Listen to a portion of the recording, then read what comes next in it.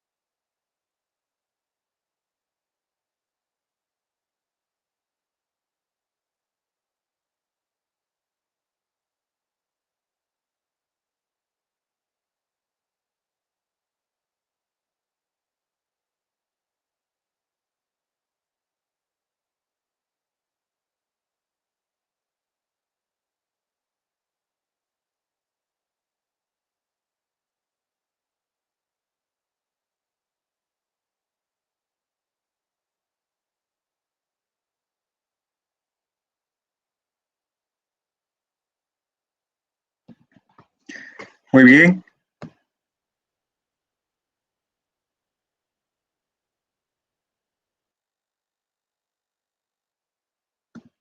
muy bien, estimados alumnos. Ahora sí, vamos a dar a continuidad a esta última sesión de este curso taller que vamos a aprender a integrar todos los conocimientos que hemos venido dando desde las anteriores NIC-SP para poder llevar a cabo la representación de todas estas normas en los propios estados financieros.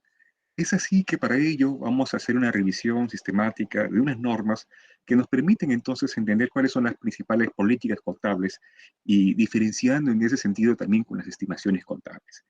Esta sesión, que es la última que tenemos en este curso taller, nos permite integrar de una forma muy asertiva todos los actos hechos económicos, representarlos adecuadamente en los estados financieros. E incluso en la presente sesión vamos a tocar también aspectos vinculados sobre los flujos financieros, es decir, también vamos a abordar para cerrar con broche de oro lo que es la NIC SP2.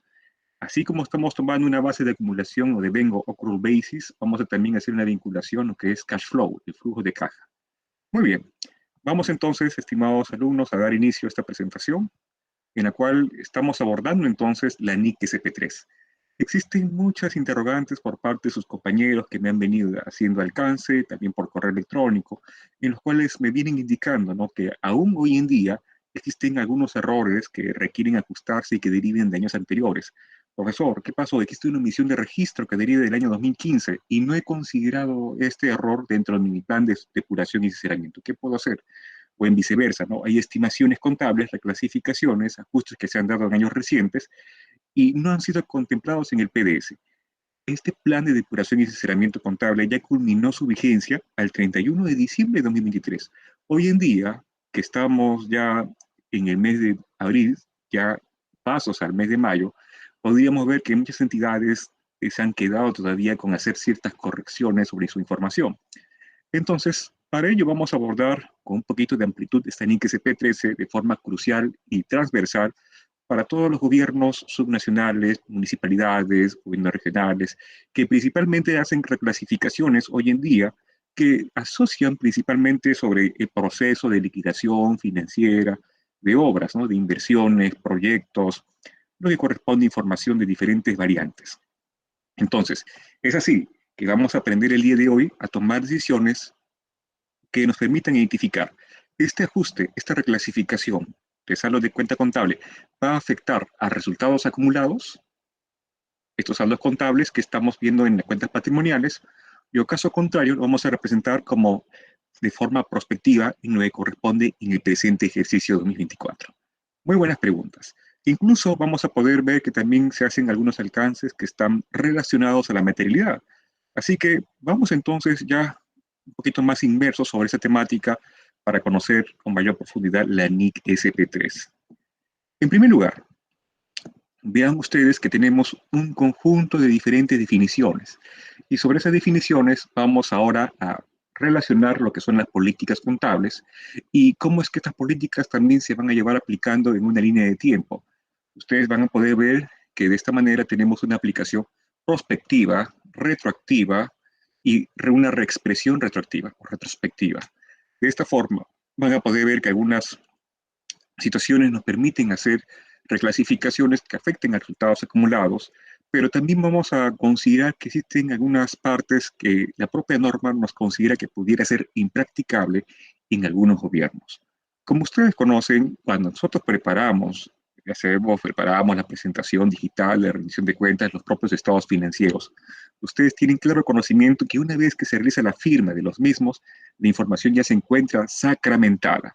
Por lo tanto, las cifras que tenemos en los estados financieros ya no pudieran modificarse. Así es. Y esos datos incluso se representan en la cuenta general. No obstante, en otros países sí pueden modificar sus saldos iniciales, los saldos de otros ejercicios, pero en medida que sea impracticable, podemos hacer los ajustes pertinentes en el primer periodo inmediato que esté vigente apertura.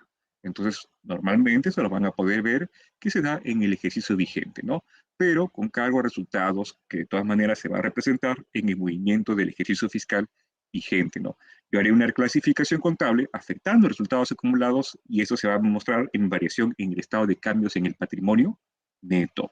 Exacto, en el formato EF3. Excelente. Entonces, veamos claramente estas definiciones que a veces las vamos aplicando, las vamos usando, pero sin el rigor y el sentido total de su expresión. Veamos entonces, ¿qué es una política contable? Una política contable son los principios, las bases, los convencionalismos, las reglas y procedimientos adoptados por la entidad en la elaboración y presentación de sus estados financieros. Por eso, ustedes pueden ver que cuando llevamos a cabo la elaboración de los estados financieros, tenemos un conjunto de diferentes notas, notas a los estados financieros. Y sobre esas notas a los estados financieros, van a poder notar que en la nota número 2 corresponde a principales prácticas y políticas contables. Exacto, principales prácticas y políticas contables, porque es ahí donde el contador va a manifestar cuáles son las políticas que viene aplicando, adoptando por cada rubro representado en los estados financieros. Y es así que podríamos entonces acercarnos más como los lineamientos y el marco de preparación que viene tomando en cuenta la propia entidad. Y sobre ello podríamos ver que incluso dentro de las prácticas que se van dando como políticas contables, se hace una exposición narrativa sobre las principales aplicaciones que se van dando en la preparación de sus estados financieros. Esto ustedes van a poder visualizar entonces cuando hagamos una revisión de estos datos.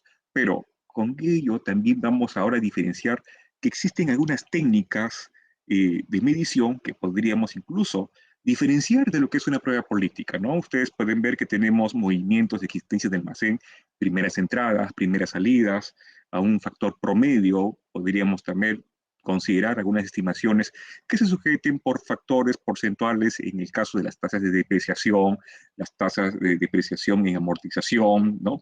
Podríamos entonces también explicar que existen algunas metodologías para llevar a cabo el deterioro de las cuentas por cobrar, de las acreencias en base a la propia experiencia de la entidad. Toda esta expresión narrativa pues se tiene que tomar en cuenta en dónde? En las principales prácticas y políticas contables en la nota 2. Así es.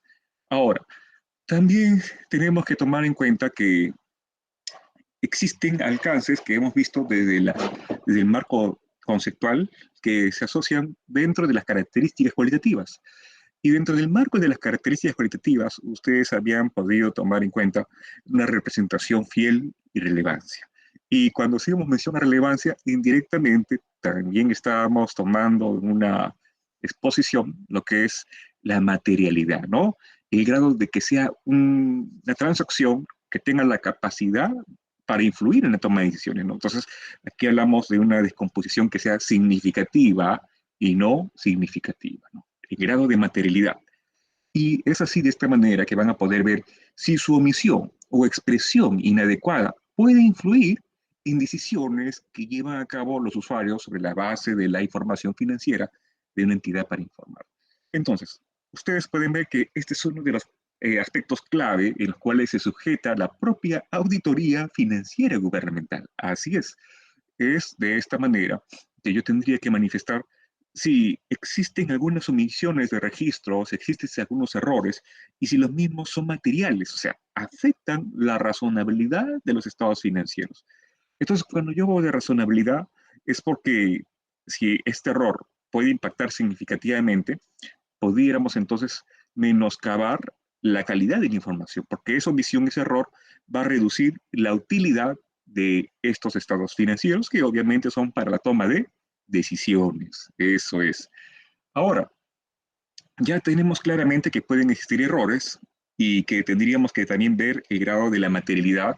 Ahora, si existe un error, estas correcciones, ¿cómo se van a llevar a cabo? Excelente pregunta. Muy bien, estimados colegas, estimados alumnos. Para tomar en base la corrección de errores, tendríamos que tomar también si este error surge de una omisión de registro, un efecto que sea aritmético, ¿no? Material, de repente sumatorias, variaciones, cálculos que hayan sido errados, o una información que no estuvo disponible en su momento, a una tardía entrega de la información, una información inoportuna que no fue alcanzada por el órgano competente, entre otras. Pueden existir diferentes hipótesis, ¿verdad? Y cuando hablamos de una aplicación prospectiva, vamos a tomar en primera base, es porque estamos haciendo una corrección en el presente ejercicio, es decir, una corrección de aquí hacia adelante. sea, es una corrección prospectiva. Y esta aplicación de una nueva política contable, las transacciones y sucesos concurridos pueden tomarse a un cambio que sea sustancial o sustancial, pero se va a tomar ante el conocimiento y la evidencia de un nuevo marco, ¿no? De aquí hacia adelante, prospectivo, ¿no? Mirando hacia adelante. Y a su vez, dice, el reconocimiento del efecto del cambio de la estimación contable para el periodo corriente y los futuros afectados a dicho cambio. Porque si estamos en un proceso judicial, ustedes saben que el juez, juzgado, pudiera tomar constantemente diferente emisión de resoluciones judiciales y a su vez pudiera tomar también algunas variaciones sobre la decisión, ¿no? Primera instancia, segunda instancia, casación, recurso extraordinario, se podría tomar a favor de la propia entidad o en viceversa, ¿no? Una salida de recursos para la entidad. O sea, son estimaciones que pueden ser fluctuantes en marco de estas provisiones que derivan de procesos judiciales, que en sí es todo un proceso legal, ¿verdad? ¿No? Para los conocedores de los aspectos jurisdiccionales.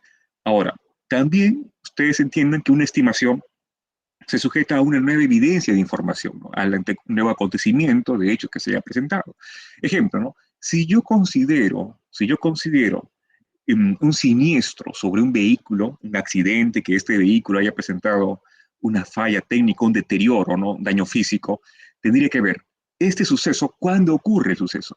¿El suceso ocurre en el 2023 o en el presente ejercicio? Entonces, al conocimiento de un nuevo suceso, yo puedo decir, no, este, este accidente ha ocurrido en el presente mes, en el presente periodo, y estamos tomando entonces una estimación contable, porque vamos a tener que pedir la determinación del importe del servicio recuperable para tener de esa manera el grado, tener el importe relacionado al deterioro del valor del activo. Entonces, esta apreciación técnica que me permite determinar el importe del servicio recuperable va a sujetarse a un informe técnico, un sustento. Ahora, ese informe técnico, ese sustento, no quiere decir que sea un informe con datos debidamente exactos, ¿no? Ya que es una estimación, una proyección, un acercamiento a una realidad, ¿verdad? Es una representación. Y estas estimaciones se van a realizar de forma prospectiva. Es un cambio en la estimación, una decisión que se está tomando de aquí hacia adelante. Lo mismo, ustedes pueden ver que tenemos estimaciones de deterioro, tenemos estimaciones que pueden vincularse incluso sobre las desvalorizaciones, es decir, una desvalorización de algunos inventarios. Ese suceso cuando ocurre en el presente ejercicio. Pueden ser que algunos inventarios, algunos bienes muebles hayan caducado, ¿no? Unos bienes suministros, ¿no? Que son materiales que es perecibles, podríamos ver que tienen fecha de caducidad y estos bienes ya terminaron, en este caso, su vigencia. Entonces, es una desvalorización, estos bienes ya no se encuentran aptos para su uso, son bienes vencidos. También se puede dar esta realidad. Y eso es un nuevo acontecimiento, un nuevo suceso. Lo mismo podríamos manifestar si ocurre un incendio, ¿no? Tenemos nuestro almacén y los inventarios perfectamente, todo ordenado, ocurre un incendio. Ocurre el incendio y de esta manera pueden ver que se van a tener que desvalorizar muchos de estos suministros ante un daño físico que evidencien los mismos. Entonces, esto pueden ver es un nuevo suceso, un nuevo acontecimiento, se toma la estimación de la pérdida que se ha tenido y se hace el registro contable respectivo, ¿verdad? Ahora, eso lo estamos razonando, tomando de un enfoque prospectivo del conocimiento del suceso hacia adelante. Por eso pueden ver que dice el cambio en la estimación contable para el periodo corriente, o sea, un periodo que no sea mayor a 12 meses, periodo corriente, y los futuros afectados en dicho cambio. Luego hablamos de la aplicación retroactiva, ¿no? Aplicar una nueva política contable, transacciones y otros sucesos como si se hubiera aplicado siempre. El cambio tiene efecto en periodos contables pasados. Y por último, hablamos de una reexpresión retroactiva, ¿no? Consiste en corregir el reconocimiento, medición e información a revelar de los importes en los estados financieros como si el error cometido en periodos anteriores nunca hubiera ocurrido. Aquí está lo que yo quería comentarles. Podemos hacer correcciones que afecten a periodos anteriores. Podemos hacer correcciones que involucren a un periodo anterior, sí o no. Claro, pero tendríamos que tomar que si la aplicación va a ser retroactiva o una reexpresión retroactiva. Cuando mencione esa clave reexpresión es porque los datos que se representan en los estados financieros los voy a editar, ¿no? Los datos del estado financiero del año 2023 los voy a editar. En nuestra realidad eso no constituye de forma aplicable, no es aplicable ello. Entonces, en nuestra realidad, como no podemos modificar los estados financieros ya cerrados, lo que hacemos es un registro contable que afecte resultados de ejercicios anteriores, ¿no? Tomando en cuenta un ingreso o un gasto que no se registró en su momento. Entonces, esto constituye una aplicación retroactiva. Ejemplo sencillo. Miren, podemos tomar el caso de que se haya tomado una omisión de registro. No se contabilizaron las provisiones que involucren a un proceso judicial, ¿no? Este proceso no se tomó conocimiento, Procuraduría no registró en su información y el área contable no lo registró en el año 2023. ¿Desde cuándo teníamos conocimiento que existía este proceso? Desde el año 2023. Cuando tomaba en cuenta en primera y segunda instancia, ya hablábamos de una provisión que incorpora una cuenta de gastos y un pasivo. Este gasto y este pasivo, ¿en qué año corresponde su origen? ¿Desde el año 2023 o el año 2024? Y podríamos decir, ¡ah, caramba! El año 2023 ya cerró. No registré esta información. Ahora, ¿qué voy a hacer? No puedo registrar este gasto que corresponde al año 2024, sino este gasto corresponde al año 2023, donde se da origen al acto hecho económico. Entonces, indirectamente estoy mencionando eh, ese postulado de devengado contable, ¿no? O accrual basis, ¿no? Esa base de acumulación y devengo, esa base contable. Por esto, tendríamos entonces que decir, si no puedo yo afectar este gasto en el presente de 2024, tengo que representarlo correctamente, que es un gasto que involucra afectar a ejercicios anteriores. Entonces voy a hacer la cuenta contable de resultados acumulados, cuenta patrimonial, de tal manera que no se pueda acumular ese gasto en el presente periodo y se diferencie en el cual sí guarda relación. Vamos a ver algunos casos prácticos sobre ello, ¿no? Para poder entenderlo mejor.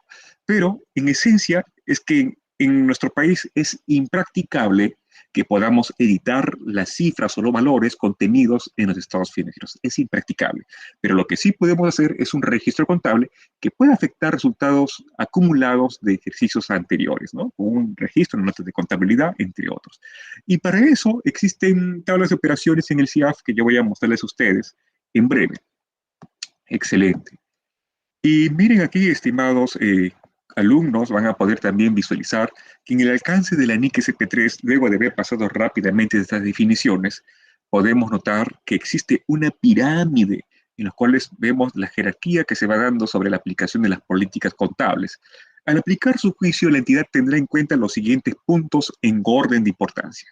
Vean que hablamos en la primera parte, la NIC SP, luego las NIC-SP que traten temas similares y relacionados, las definiciones y criterios de reconocimiento y medición descritos en un marco conceptual, que ya hemos visto en la primera sesión, los pronunciamientos más recientes de otras instituciones emisoras de normas, que no necesariamente pueden ser el ISASB, puede ser el IASB, entre otras, y las prácticas aceptadas del sector público-privado. Entonces pueden notar que aquí el pensamiento holístico está relacionado con propósito hacia una adopción plena de las NIC-SP. Y pueden ver que en esa medida que estamos llevando a cabo algunos vacíos, algunas lagunas normativas, podríamos ir tomando como referencia otros alcances, ¿no? Entonces, ese es el pensamiento en el cual podamos tomar esa aplicación de las políticas contables. Ahora, con esta medida que existe una norma, una resolución directoral 016-2023 F51.01, ya le han anotado, en cual se establecen las disposiciones de aplicación de las NIC-SP a partir del 1 de enero de 2024 hacia adelante, ¿no? ¿Qué les parece? Entonces, miren cómo se va tomando también esa base normativa. Muy bien, colegas. Entonces, podríamos decir que en el alcance de la NIC SP3 involucramos cierta adecuación de las políticas contables y que de forma no subsidiaria podríamos tomar en cuenta también el marco conceptual. Este marco conceptual lo podemos tomar de forma subsidiaria en el sentido y en el hecho en el cual exista algún vacío normativo y como les decía a ustedes, cuando algo no se considera en el marco normativo, ¿a dónde vamos? Nos vamos, obviamente, nosotros a hacer una revisión de la definición elemental, ¿no? A nuestro marco conceptual. O sea, vamos al origen, vamos al inicio. Y así vamos escarbando hasta poder interpretar y aplicar correctamente el adecuado tratamiento contable. Exacto. Por eso habíamos visto que incluso en la primera sesión, que este marco conceptual No es una norma, pero sí nos da un sentido de carácter orientador en la emisión de normas y en su propia interpretación. Muy bien, muy bien. Entonces, rápidamente vamos a tomar algunos casos que se relacionan como un ejemplo de una política contable. Ejemplos. Ya tenemos la definición de política contable, principios, bases, acuerdos, reglas, prácticas específicas, etc. Ejemplo sencillo, ¿no? En cambio, en el método de evaluación de los inventarios, ya sea de primeras salidas, primeras salidas, primeras entradas, o el de costo promedio ponderado.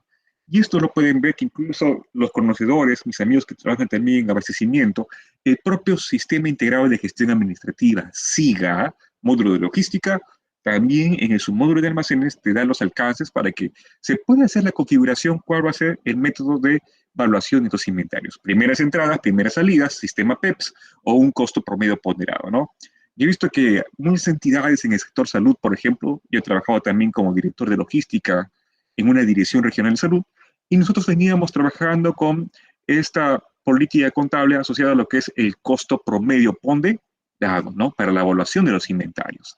Y bueno, al cerrar el ejercicio teníamos algunas variaciones que correspondían al tipo de cambio, o también podríamos variaciones que corresponden a ajuste por efecto de redondeo monetario, ¿no? Efecto de redondeo. Pueden notar que sobre ello aplicamos una política contable definida. ¿Dónde tengo que expresar esto? Porque puede venir el auditor y me dice, señor, ¿usted qué política está aplicando para la evaluación de sus inventarios? Señor, nos estamos tomando en cuenta en nuestra entidad un costo promedio ponderado. Ah, ya, perfecto, entonces está tomando en cuenta. Y ustedes pueden notar que estas políticas contables podrían tomar una variación de un año a otro periodo, ¿no? 2024 puede ser que hemos recién adoptado esta política contable de tomar en cuenta un costo promedio ponderado y que años anteriores hemos trabajado en primeras entradas y primeras salidas. Es un cambio en una política contable. ¿Se dan cuenta? Es un cambio en las políticas contables. Excelente, señores. Estamos avanzando muy bien. Ahora, es así en ese sentido que vamos a tomar esa representación de una selección y aplicación de políticas contables, ¿no? Las políticas contables deben permitir la elaboración de estados financieros con información relevante y fiable, es decir, lo que estamos indirectamente invocando hacia el cumplimiento de las características cualitativas de la información financiera con propósito general, ¿no? Lo que es representación fiel y relevancia. Así es, estamos haciendo una invocación sobre esas características cualitativas. Y a continuación, ustedes pueden ver el contenido mínimo en la elaboración de políticas contables. En esta parte, ustedes pueden tomar en exposición cómo se representa una segregación, segmentación de lo que podría corresponder una propia norma. Es decir, veamos en la primera parte, tenemos introducción, luego definición de términos, criterios de reconocimiento, medición, otros temas y revelaciones, ¿no? Normalmente esa es la composición que ustedes van a poder ver sobre las políticas contables. Y es así que también podemos tomar en cuenta sobre las normas, las propias NIC-SP, ¿no? Ustedes van a poder ver incluso esta estructura que se vienen desarrollando para las propias NIC-SP. Y esto lo hago mención porque habíamos visto esta pirámide en las cuales invoca como políticas contables las propias NIC-SP. ¿Se dan cuenta? Ahora, me dicen, ¿qué políticas contables tengo que tomar en cuenta? No, tú tomarás en relación en el marco del diagnóstico que aborde tu propia entidad, ¿no? No todas las entidades aplican las mismas políticas, no los mismos alcances, porque tenemos diferentes naturalezas que se pueden dar en cada entidad. Ahora, aquí estamos tomando en base un cambio en la política contable, la aplicación, ¿no? Podemos aplicar disposiciones transitorias a una nueva norma. Si no hay ninguna disposición transitoria, aplicamos retroactivamente, dice según la NIC-SP. Entonces, hacemos las correcciones necesarias como si no hubiera ocurrido el error anteriormente y hacemos con un ajuste a los efectos de resultados acumulados, ¿no? Siempre y cuando podamos tomar en consideración este cambio en la política contable. Y dice, será una aplicación prospectiva si es impracticable, ¿no? O sea, no podemos tomar en cuenta porque es un periodo cerrado, ya no podemos ajustar información. Según corresponda dentro de la aplicación de la política, también se aplicará de periodo vigente hacia adelante, ¿no? Como decíamos, también hacia el futuro. De esta forma, tomando esta invocación, vean que las políticas contables, hemos podido ver un claro ejemplo, primeras entradas, primeras salidas, que podemos cambiar también de repente un determinado periodo, que sea por promedio ponderado en la evaluación de inventarios. Y aquí voy a hacer otra explicación que corresponde directamente a la estimación contable. ¿Por qué decimos que la contabilidad no es perfecta? Por más que un contador me diga, señor, mi contabilidad es perfecta, no presenta ninguna diferencia, mi contabilidad es en esencia sin errores, todo correcto. ¿Nosotros qué podemos decir?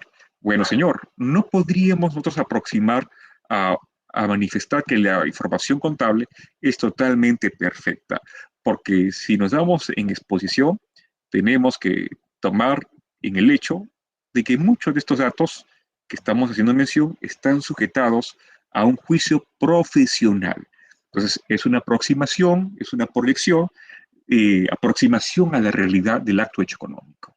Por ejemplo, ¿no? La depreciación, ustedes pueden ser que fluctuante, hacemos la estimación de vida útil. Miren, estimación es una proyección de la vida útil de un activo a 10 años, pero a la hora de la hora nos damos cuenta que la depreciación que se pudiera dar del activo es un poco más lenta, entonces podemos ampliar la estimación de la vida útil de 10 años a 15 años, a 20 años, en el marco de propio función al uso del activo y a través del potencial de servicio que podemos obtener del mismo.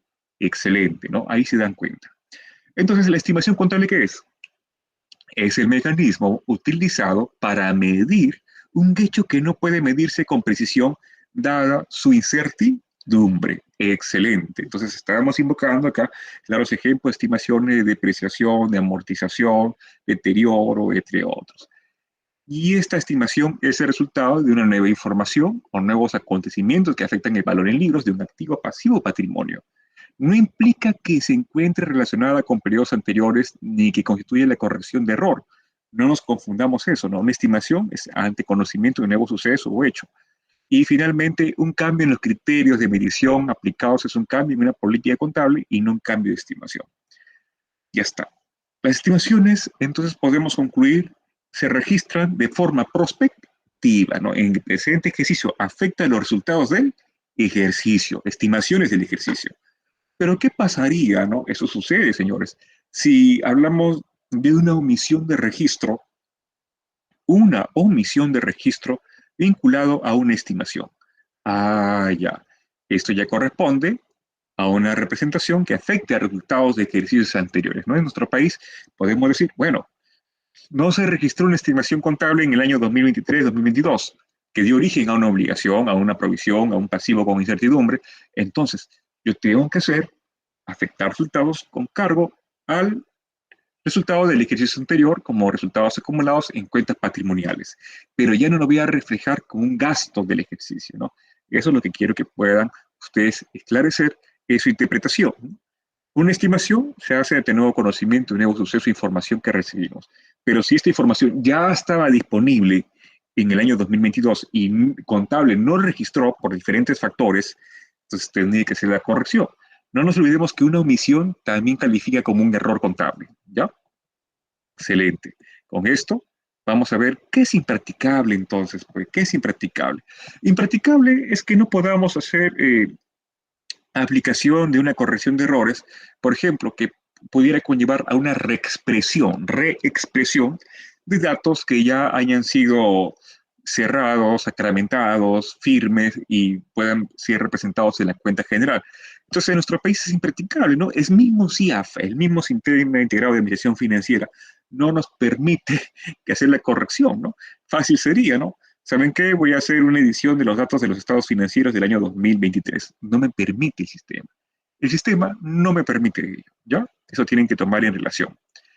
Seguidamente, contabilización de errores de periodos anteriores.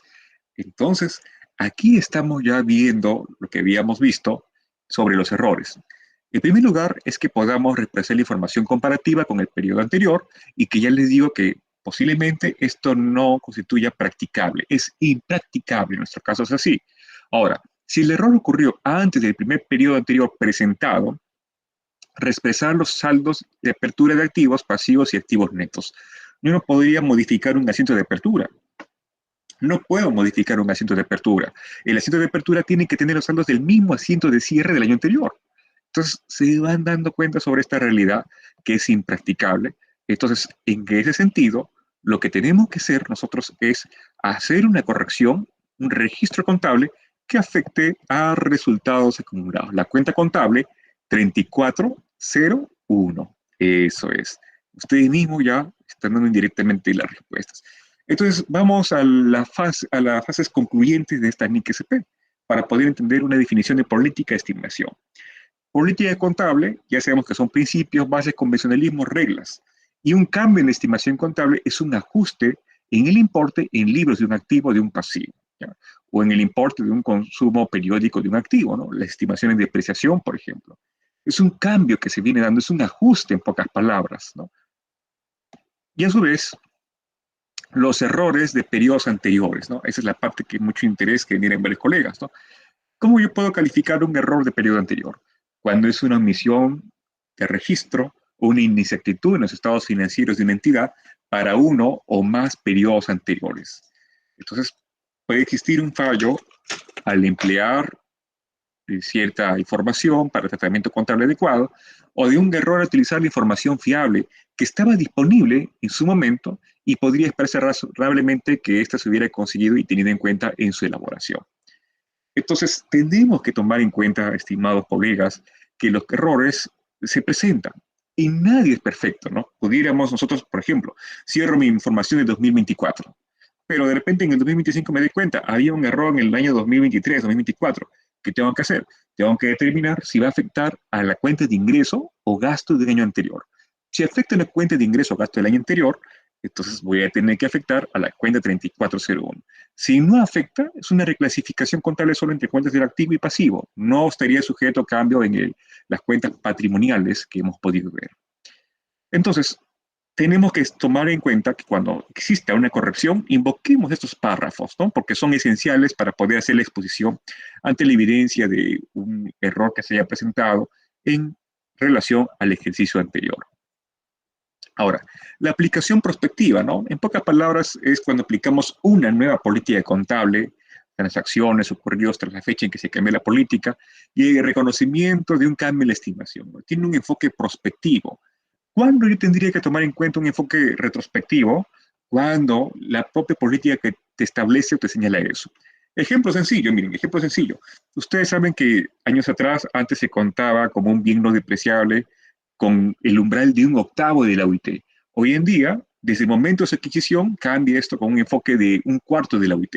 Ahora, un cambio de política contable significativo que se ha dado corresponde a las disposiciones de aplicación de las NIC-SP. Ustedes se acuerdan que anteriormente los estudios de preinversión, los perfiles, se contabilizaban como cuentas del activo y a su vez formaban parte del costo real de la obra.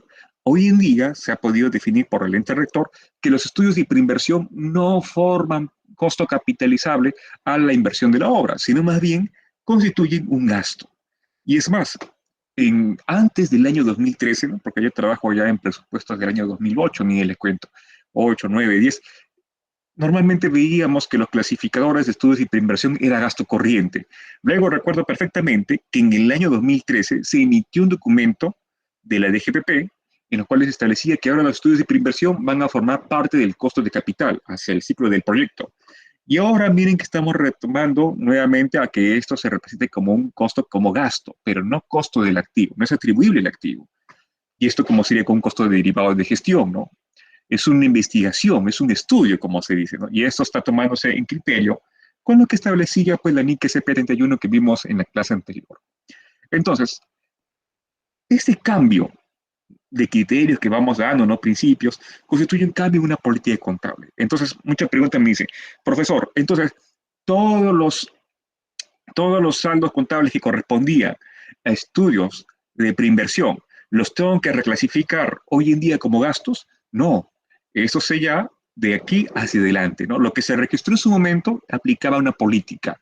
Ahora la política dice que el cambio se realiza de forma prospectiva. Aquí está el párrafo, ¿no? De forma prospectiva. De aquí hacia adelante vamos a contabilizar los estudios de previsión como gastos. De atrás a su momento correspondería ya una aplicación en lo que concierne a cuenta del activo. Ahora, posiblemente no haya nuevos cambios, se tomarán de forma prospectiva. Pero ¿qué pasaría si esta política contable que emite la Rectoría de Contabilidad nos dice, ustedes van a hacer todos los costos que hayan derivado de estudios de preinversión, absolutamente todos los van a clasificar como gasto? Entonces lo van a tener que afectar a resultados acumulados como un ajuste de ejercicios anteriores, porque fue un gasto en su momento. Eso sería otro cantar, ¿verdad? Esto involucra entonces a una reexpresión, no, no es reexpresión, una reclasificación, una aplicación retrospectiva, ¿no? Que voy a aplicar de años anteriores afectando resultados acumulados. Muy bien, señores. Entonces, vean con claridad que todo toma armonía cuando hablamos de un cambio en una política contable. Ahora, la estimación, ¿no? El cambio de la estimación puede ver en cambio de la vida útil, ¿no? Eso les he dicho claramente. Yo puedo decir que tengo un vehículo que tiene una estimación de vida útil a 10 años, pero el día de hoy justamente sale un informe técnico de equipo mecánico y me dice que la estimación de vida útil se ha prolongado a 20 años. Entonces, ante ese informe técnico, ese nuevo suceso, ese nuevo juicio profesional, voy a hacer una ampliación, un ajuste contable de aquí hacia adelante. Ampliamos la vida útil del activo. ¿Qué les parece? Excelente, ¿verdad? Yo con esto puedo tomar entonces también alcance de la reflexión retroactiva, que es impracticable, y también la aplicación retroactiva, ¿no? Ustedes claramente ya pueden ver que no podemos editar datos sobre estados financieros, pero sí podemos afectar información de resultados acumulados.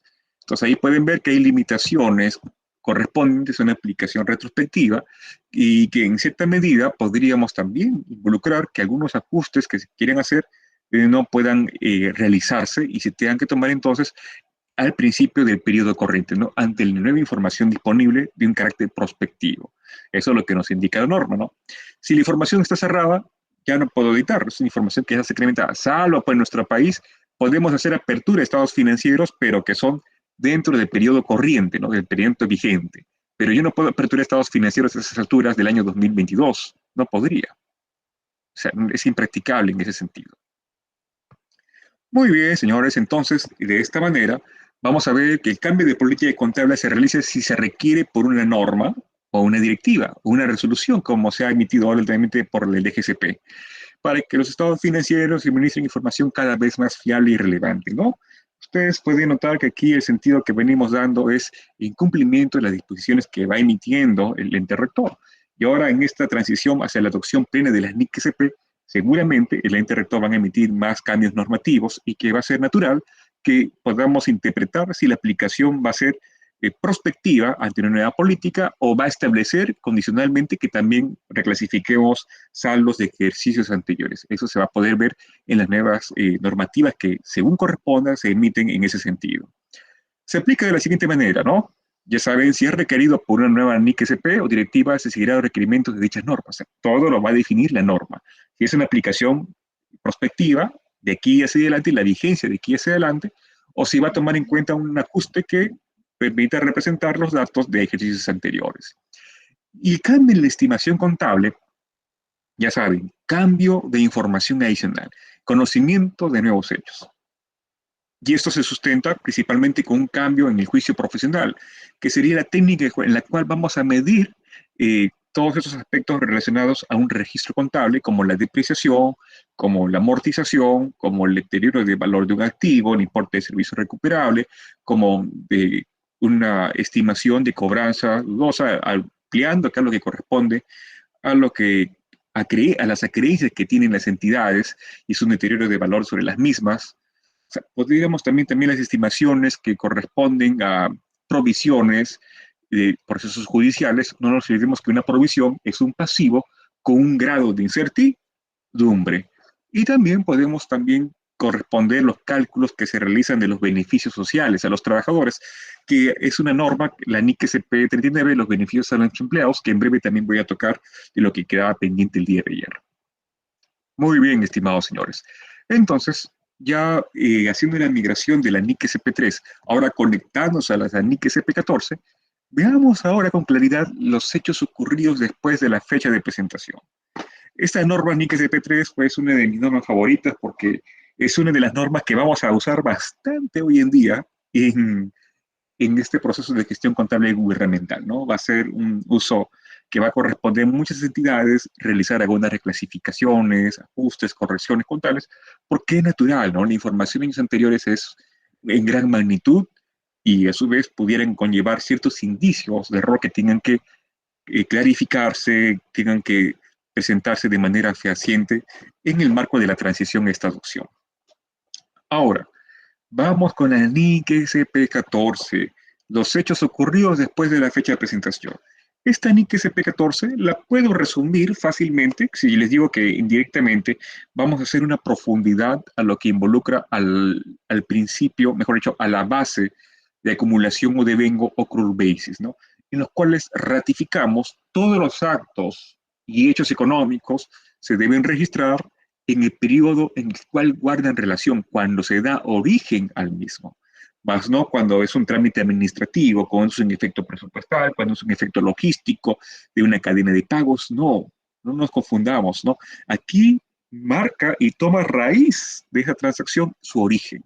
Y ahí voy a sujetarme yo con la contabilidad. La contabilidad se va a alinear al acto hecho económico y se va a despegar del enfoque presupuestal, ¿no? Que anteriormente lo teníamos así. Entonces, cuando yo hablo de hechos ocurridos después de la fecha de presentación, voy a marcar que la fecha de presentación, en pocas palabras, corresponde, hagamos una traducción más sencilla, a ver, a la fecha de reporte, a la fecha de reporte, ¿no? Entonces, miren, un hecho ocurrido después de la fecha de reporte, vamos a considerar como un ejemplo, la fecha de reporte que tenemos hoy en día, ¿cuál es, señores, colegas? ¿Cuál es nuestra próxima fecha de reporte? Y que seguimos esperando un lineamiento se emita cuando corresponde a los plazos, etc. ¿Cuál sería mi primera fecha de reporte que tengo que tomar en cuenta hoy en día? La del primer trimestre, exacto. El primer trimestre, ¿cuál sería la fecha de reporte? 31 de marzo de 2024. Uh-huh. Esa es mi fecha de reporte. Pero lo que yo tengo que resaltar de esta manera, es que hoy en día, estando yo en el mes de abril, puedo tener conocimiento de alguna documentación, alguna información que me haya sido proporcionada por un órgano, unidad orgánica, pero que tenga vinculación en un periodo comprendido al primer trimestre, al 31 de marzo. Entonces, yo no me puedo hacer de la vista gorda, no me puedo ser ajeno a que esa transacción se tiene que reconocer en el periodo en que yo guardo relación. Exacto. Entonces, yo voy a hacer ahorita esta información, señor contador, me ha llegado ahorita un documento en el cual el salud dice que ustedes tienen una deuda. Y esta deuda, ¿cuándo llega ese documento? Tiene fecha de emisión, tiene origen de obligación en el mes de marzo, 25 de marzo 2024. Ah, caramba. Y recién me comunican el día de la unidad orgánica. ¿Qué voy a hacer? Menos mal, mis estados financieros todavía están abiertos porque todavía no cierro, no hay cronograma de presentación. Entonces, lo que yo voy a hacer ahora, voy a hacer un ajuste, un registro contable a mis estados financieros del primer trimestre de 2024, tomando en cuenta que hemos tenido conocimiento de nuestra nueva información.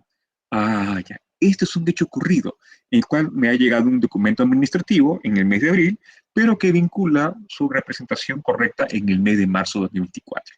Se dan cuenta, ¿no? Es un hecho ocurrido después de la fecha de presentación.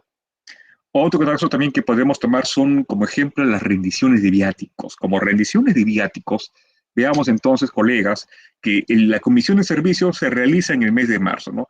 Pudiera ser que un funcionario, un ministro, haya viajado en el mes de marzo de 2024 y que su rendición de cuentas la presenta en los siguientes días del mes de abril. Ahora, la fecha de reporte, ¿cuánto es? 31 de marzo. ¿Cuándo llega la documentación? En el mes de abril de 2024. Entonces, yo tengo que registrar el gasto en el mes de marzo o en el mes de abril de 2024. ¿Qué dicen ustedes? Obviamente, estamos persiguiendo la base de acumulación de evento. Entonces, estos viáticos, eso, excelente, su compañera Giovanna, ¿no? Ya, muy bien, se nota que están muy atentos. Entonces, ¿por qué? Aquí viene la respuesta, ¿no? A veces existía un poco de escepticismo, ¿no? Yo cuando quise coordinar estos asuntos con mi equipo de contabilidad, teníamos que ver, ¿no? ¿Saben qué, señores? Los viáticos ahora se van a tener que tomar en cuenta el registro en el mes de marzo, no en abril. Y me decían, no, pero señor contador, la información ha llegado en el mes de abril. ¿Cómo vamos a registrar en marzo? Toda la vida hemos registrado en base a la fecha del documento. Ya está. Muy bien, yo respeto su posición, ¿no? Pero esa es la posición que involucra a una fecha de proceso que corresponde a un acto administrativo, un documento. Ahora, acá yo venía a llegar a la explicación. Muy bien, yo respeto su opinión, pero mire, este documento tiene fecha en el mes de abril, fecha de emisión del informe en el mes de abril, pero los comprobantes de pago, ¿qué fecha tienen? Ah, verdad, me dice, no, ahí entró en razón. Verdad, tiene usted mucha razón. Los comprobantes de pago se han emitido en el periodo de la comisión de servicio, que es en el mes de marzo. Entonces, ese comprobante de pago me va a mostrar un gasto que se realiza en el mes de marzo. Eso quiero que vean. Entonces, con ello, recién pudimos tomar en cuenta, muy bien, es un hecho ocurrido después de la fecha de presentación. Esta información me debe llegar en el mes de marzo, pero me llegó en el mes de abril. Entonces, lo represento en el mes que guarda relación, al 31 de marzo. Eso es base de acumulación que tengo, porque ya estoy rompiendo ese paradigma de sujetarme yo a la base administrativa, ¿no? A la base presupuestaria, de proceso, de documento, entre otros. Ahora estoy tomando en cuenta la base en la cual se sujeta el acto hecho económico. Origen. Muy bien. Vamos a ingresar a esta norma. Perfecto, estimados colegas, ¿no? Entonces, dentro de esta norma van a poder ver ustedes que hace algunas definiciones que corresponden también a revelación sobre la NIC SP14. Y para ello hablamos de lo que es negocio en marcha, ¿no? Hablamos de revelaciones en los estados financieros que involucran, si los mismos así preparados en una base de negocio en marcha, una línea de tiempo horizonte. ¿Por qué les digo esto? ¿No? Porque ustedes tienen conocimiento que si hablamos de una unidad ejecutora del sector público, una entidad, y se emite un dispositivo legal por parte de gobierno central, un decreto, etc., que diga, tal entidad va a cesar sus funciones, sus operaciones y se va a liquidar. Ya culminó la vigencia del proyecto. Y esto lo he podido yo ver en varios proyectos especiales, ¿no?, que tenían del gobierno nacional y que son creados principalmente como una unidad ejecutora de inversión pública. Termina el proyecto y la unidad ejecutora se cierra, se liquida, se inactiva. Entonces ya tenemos conocimiento. Hoy, señores, ha llegado un documento el día de hoy que dice que el 31 de diciembre de 2024 ya este proyecto ya está inactivo, está inactivo. Entonces yo tengo que revelar el día de hoy mis estados financieros del primer trimestre que mi enfoque de negocio en marcha, ¿no?, o el horizonte que tiene de operaciones de entidad se va a realizar máximo hasta la culminación de este periodo. Ya no. Ahí pueden ver ese enfoque de negocio en marcha. Día de autorización para emisión. Perfecto. Acá tenemos que tomar otra definición, ¿no?, la revelación. En la revelación pueden ver que mi fecha de reporte, ¿cuánto será? 31 de marzo. Esa es mi fecha de reporte, 31 de marzo. Lo tenemos muy claro. Pero el ente rector me va a poner un cronograma y voy a suponer, ¿no?, que me va a decir, ¿sabe qué, señor? Los estados financieros del primer trimestre van a tener que ser remitidos a la DGCP en el mes de mayo, fines del mes de mayo, ¿ya? Correcto. Entonces, yo en ese interín, en esa línea de tiempo que voy preparando mi información, haré las coordinaciones respectivas en el sentido de que en este en este tiempo, yo voy a tomar una fecha de autorización por parte del titular de la entidad, ¿no?, por el directorio, el consejo, el titular de la entidad en este caso. Entonces, la administración, yo voy a tener que presentar los estados financieros en primer orden a mi jefe inmediato y la dirección que corresponda, la administración general, entre otros equivalentes, va a visualizar los estados financieros, los va a autorizar, es más, los va a suscribir.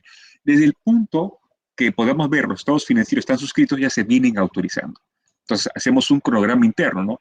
Cronograma de fecha, reporte, que es una fecha de presentación, fecha de reporte, luego otra fecha para que se autoricen los estados financieros y otra fecha en la cual ya se hace la presentación digital, la rendición de cuentas a la DGCP. Entre la línea de tiempo que tenga yo sobre la fecha de reporte hasta la fecha de autorización es el periodo comprendido en el cual yo puedo hacer reclasificaciones, registros y ajustes contables que impacten sobre la información del primer trimestre. Muy bien. Actualización de revelaciones, ¿no? Se deben hacer revelaciones adicionales ante el conocimiento de nuevos sucesos e evidencia de información. Y pueden ver que también hay eventos que no requieren ajustes. Miren, pueden haber eventos que no requieren ajustes. Esto es muy importante resaltar. Por ejemplo, ¿no?, estamos al 31 de marzo, en mi fecha de reporte, yo tengo mi inventario en almacén, todo un stock debidamente lleno, pero justamente el día 1 de abril de 2024 ocurre un incendio y todos los inventarios que estaban en almacén se desvalorizan, ya no están inservibles, no sirven, no me ofrecen ningún potencial de servicio. Clasifico una cuenta de gastos. Ahora, la pregunta sería esta: ¿ese gasto lo tengo que reflejar al 31 de marzo o lo tengo que reflejar en el mes de abril de 2024? ¿Qué dicen ustedes? En este caso, es un nuevo suceso, y ese nuevo suceso pueden ver que es relevante, significativo, porque el 31 de marzo tenía de repente 500.000 soles sin inventarios, pero el 1 de abril ya no tengo nada. ¿Se dan cuenta? Entonces, esto se tiene que tomar en cuenta como una revelación en los estados financieros, una exposición en las notas, pero yo no puedo hacer un ajuste de cuenta de gastos en el mes de marzo, sino que acá otra vez vengo persiguiendo lo que es la base de acumulación de vengo o accrual basis, ¿no? Tengo que hacerlo en el mes de abril, porque es en el 1 de abril, lamentablemente, es un evento no deseable, pasó el 1 de abril y ahí ocurrió la hacienda, no pasó el 31 de marzo. Tengo que tomar en cuenta que la línea de tiempo, la línea de tiempo. ¿Qué les parece? Por ello, aquí pueden notar un alcance sobre los eventos posteriores a los estados financieros, a la fecha de reporte, y vamos a hacer una clasificación de qué eventos posteriores se ajustan, se registran y qué no se van a contemplar dentro de ese margen. En primer lugar, ya les podría decir como esencia la base de acumulación o de vengo, pero vamos a profundizar un poquito. A ver, dice, aquellos que muestran las condiciones que ya existían al final del periodo de reporte, o sea, que ya estaba disponible, o sea, ya existía en el periodo comprendido de materia de rendición de cuentas. Ahora, ¿qué eventos posteriores no requieren contabilizarse? Aquellos que son indicativos de condiciones que surgieron después del periodo de reporte, como el ejemplo que les acabo de colocar del incendio. Entonces, aquí van a poder considerar algunas definiciones que están engarzando con lo que hemos visto hace un momento, que de una información que ya se encontraba disponible y que comprende el periodo que vamos a contabilizar, efectos de materia de rendición de cuentas, o también algunos ajustes que se van a involucrar en el periodo en el cual ocurre, más no en el periodo comprendido, porque es un efecto posterior, es un suceso posterior que no comprendía la materia de rendición de cuentas del primer trimestre. Por ello, vamos a entender con mayor entendimiento esto en la aplicación de una representación gráfica que trae para ustedes. Aquí está. Miren ustedes, estimados alumnos. Para ello, hay un caso práctico muy sencillo que se puede entender con facilidad. Aquí vamos a utilizar las herramientas que nos ofrece aquí el PowerPoint. Ya está. Miren, las fechas de presentación, ¿no? Acá pueden ver la fecha de presentación que estamos contemplando como ejemplo, es el 31 de diciembre de 2022. Ya está. Esa sería la fecha de reporte, la fecha de presentación, ¿correcto? La fecha de reporte, la fecha de presentación. Hasta aquí no tenemos ningún interrogante. Luego, yo tengo que hacer una comparabilidad con lo que corresponde a la fecha de autorización, a la fecha de autorización. Entonces, ¿cuál va a ser el periodo en el cual yo voy a hacer juicio sobre corresponden a hechos ocurridos después de la fecha de presentación? Desde la fecha de reporte hasta la fecha de autorización. Exacto, colegas. De la fecha de reporte hasta la fecha de autorización. Excelente. Entonces, vamos a ver dos eventos, ya como ejemplo.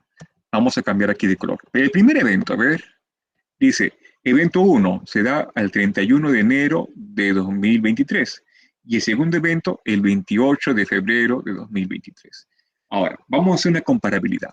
La fecha de la información que estoy tomando en cuenta es 31 de diciembre 2022. ¿Ya? Aquí vamos a hacer 2022, año 2022. Entonces, este primer evento, vamos a estimar que involucra a una información que hemos recibido por parte de recursos humanos, ¿no? Recursos humanos, el 31 de enero, me hace alcanzar ¿qué? ¿No? Un documento que haya correspondido al cálculo actuarial, por ejemplo, del personal al 31 de diciembre, un documento que haya correspondido, en ejemplo, a una resolución de coactiva, ejecución coactiva que involucre salud. Ya, ahora yo tendría que analizar esa información que me está alcanzando el 31 de enero de 2023, la Oficina de Recursos Humanos, ¿comprende hasta la fecha de presentación? ¿Sí o no?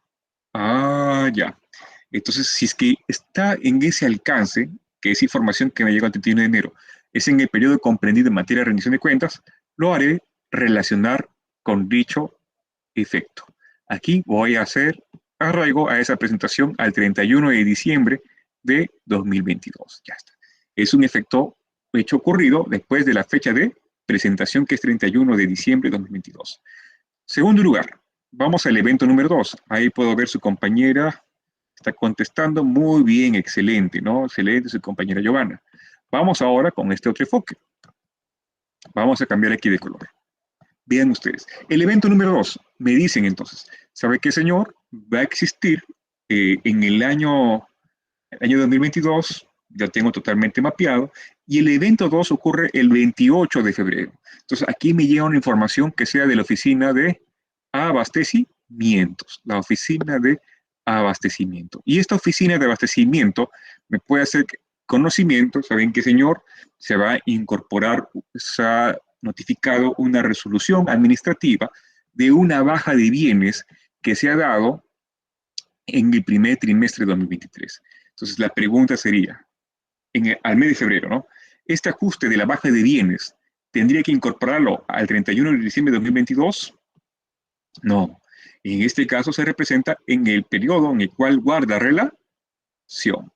Es decir, tendríamos que tomar dentro de esa exposición que esa baja de bienes involucra a una fecha ante nuevo conocimiento y o suceso. Esto se va a tener que registrar el 28 de febrero de 2023. Entonces, ahí pueden ver un claro ejemplo de un ajuste que no se va a afectar al 31 de diciembre de 2022. Pero me podrían decir, pero profesor, acá hay algo muy importante. Esta pregunta me hicieron. La baja de bienes que se está dando, la baja de bienes que está dando en el mes de febrero de 2023 es porque estos bienes ya se encontraban inservibles a diciembre de 2022. Ya está. Puede ser que esté inservible a diciembre de 2022, pero cuando se toma la estimación, el juicio profesional que está debidamente aprobado. Ah, ya. Entonces, la NIC CP14 te precisa que la baja de bienes que tú vayas a revisar es un ajuste que no se va a tener que hacer tomando en relación al 31 de diciembre a la fecha de reporte, sino como un efecto que se va a involucrar a una revelación. Miren ustedes, esto va a involucrarse como parte de una revelación. Entonces, aquí tengo una relación de muchos ejemplos que voy a dejar para que ustedes también puedan dar lectura con mayor exposición en el tiempo. Y finalmente quiero dejarles este recorte periodístico, en los cuales notamos el enfoque de empresa en marcha. Miren, en el contexto del coronavirus, la COVID, el gobierno de Bolivia eliminó 3 ministerios y 2 embajadas, dice, y con ello destinó esos recursos a luchar contra el COVID. ¿Qué parece que estamos resaltando acá?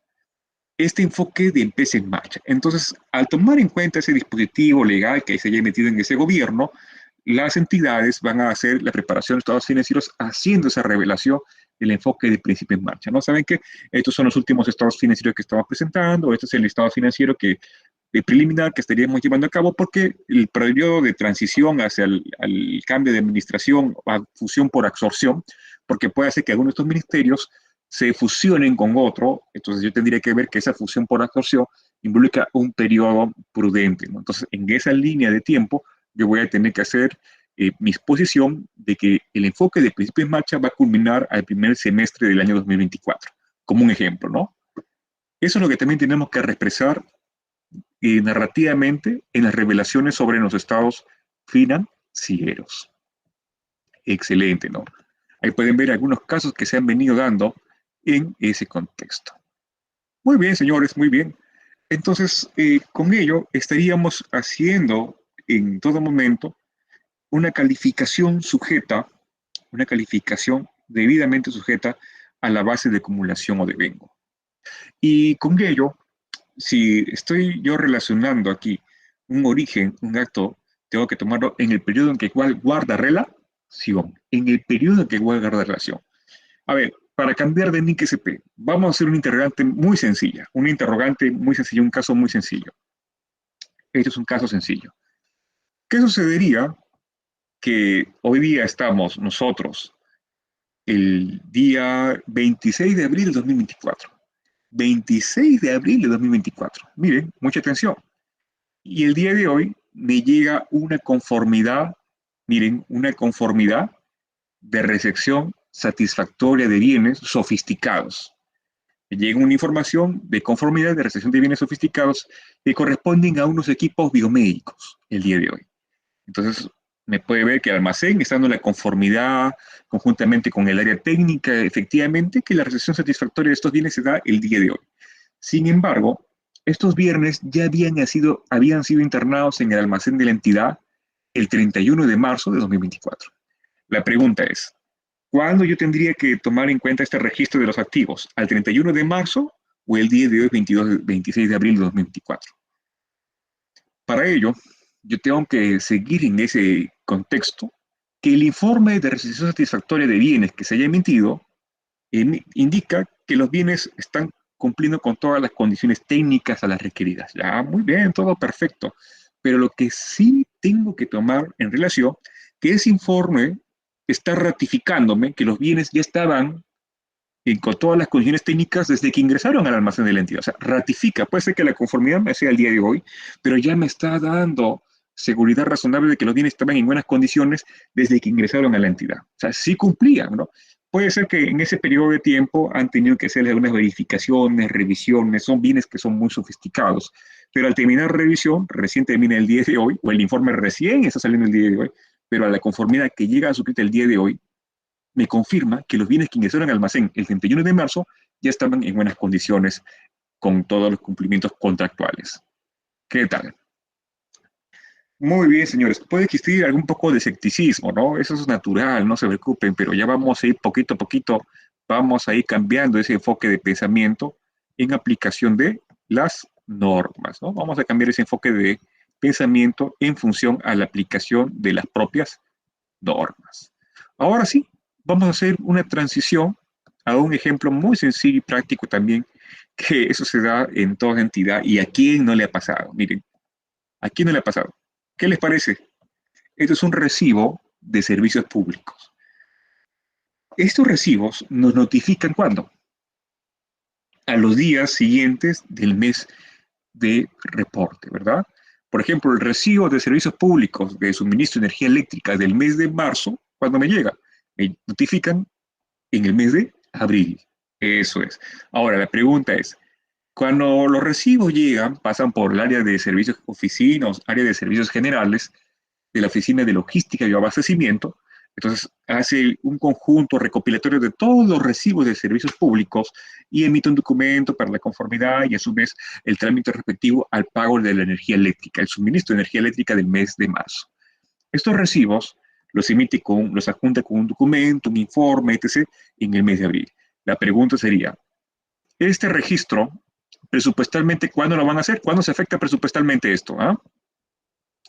Presupuestalmente, ustedes van a poder visualizar que el recibo se va a tener que certificar, comprometer o devengar en abril. Excelente, su compañera Johanna. Muy bien. Pero podemos entonces tomar en cuenta que el consumo del servicio, ¿cuándo se da? En esencia, ¿cuándo se da el consumo del servicio? El consumo me notifica, el consumo histórico es del mes de marzo. Entonces, yo voy a hacer una contabilización, una reclasificación contable de presupuestalmente en abril, constituir este gasto en el mes de marzo. ¿Qué tal, señores? Ese sería el criterio que voy a tomar en cuenta para perseguir la transparencia en la rendición de cuentas. Y aquí les cuento una anécdota, ¿no? Una anécdota que les puedo contar fue que cuando yo era jefe de contabilidad en una municipalidad, tenía que hacer la exposición de los estados financieros, ¿no? Antes la ley orgánica de municipalidades te indica que debes sujetar a una evaluación, una exposición, presentación del balance general y la memoria institucional al Consejo Municipal para su aprobación, el dictamen respectivo, ¿no? Eso te decía en alcance sobre este trabajo que tiene que también invocarse sobre el reglamento de organización en funciones relacionado también a la ley orgánica de municipalidades. Pero al tomar en cuenta la presentación, la exposición de mis estados financieros, un regidor me dijo, a ver, señor contador, usted está exponiendo los estados financieros muy bien, perfecto, le entendemos, pero justamente me he enterado por ahí en los medios de comunicación que han notificado una resolución coactiva a la municipalidad A el 31 de diciembre del año ABC. Dígame usted, señor contador, ¿esa resolución coactiva que le han notificado y corresponde al periodo de 2000 tantos ha sido contabilizada en los estados financieros? En ese caso me agarró frío. Paso, ¿qué voy a hacer aquí? A ver, un momento, señor regidor. Y también estaba el equipo de la administración. Entonces, justamente, el jefe de logística y abastecimiento que estaba ahí en una ejecución coactiva, son unos pagos que habían derivado por parte de la entidad, comunicó, ¿no? ¿Sabe qué, señor? Ese documento recién ha llegado en el mes de febrero y no ha sido considerado, no se informó al área contable. ¿Por qué no informar al área contable? Porque este documento incluso lo hemos elevado al área legal para que revise, haga un mecanismo de defensa, etc. Pero ¿qué podríamos decir entonces? ¿El regidor, en su sentido común, tenía razón o no tenía razón? Miren que el regidor no era ni contador, ni experto en IGCP, ni nada. Él, en su sentido común, dijo, qué raro que no esté ello. ¿Por qué no está eso? Entonces, vean que aquí, el área contable, tuvimos que incorporar esta información ante el simple comentario que nos había hecho el regidor. Entonces, efectivamente, aperturamos porque todavía no estaban autorizados los estados financieros, aperturamos, hicimos la inserción de esa coacción coactiva, reflejamos esto del pasivo y pudimos recién involucrar una representación adecuada en ese sentido, ¿no? ¿Qué tal? Otro ejemplo, ¿no? Yo tuve una vez un jefe que era gerente de experiencia en el sector privado en muchas empresas, pero era muy ávido, en este caso, con los números. Él, de alguna forma, revisó mis estados financieros, él era jefe de administración, y me dice, a ver, quiero ver tus estados financieros. Una pregunta, me dice, en los estados financieros del primer trimestre del año tal, ¿estás contemplando el pago del servicio de limpieza pública que tenemos contratado aquí en la entidad? Sí, señor, acá tenemos toda la información. ¿Y por qué no está el pago de servicio de seguridad que venimos contratando? Entonces, en ese momento, yo recién estaba iniciando pues, en este campo de la contabilidad y dije, no, señor jefe, mire, lo que pasa que esa información que estábamos presentando es la que nos alcanza a las áreas a este momento, ¿no? Esa información ha llegado en el mes siguiente y por eso no la hemos tomado en cuenta en los Estados Unidos. Pero está mal, me dijo. ¿Cómo yo voy a dejar de considerar estados financieros del primer trimestre solo el gasto de enero y febrero? Los usuarios de la información van a pensar que en el mes de marzo no hemos realizado el servicio de seguridad ciudadana, de seguridad, ¿no? De la institución. Y tenía razón. En su criterio, tenía razón que yo tenía que mostrar el gasto en el mes de enero, febrero y marzo sobre ese servicio de seguridad que veníamos contando con la entidad, independientemente del pago que se haya realizado en efecto posterior. Entonces, tenía o no tenía razón. Claro, hicimos las correcciones y en ese sentido común pudimos hacer una presentación más adecuada de los estados financieros, ¿no? A veces, por simple lógica, a veces nos escapamos de, de cumplir con el convencionalismo, ¿no? De hacer las cosas como siempre, solo el enfoque presupuestal, pero debemos mirar un poquito más allá del contexto del acto hecho económico. Muy bien, colegas, muy bien. Vamos entonces a la información presupuestaria, tanto que estamos mencionando pues, que la base de presupuestal es totalmente distinta al enfoque de la base de acumulación o de vengo, ¿verdad?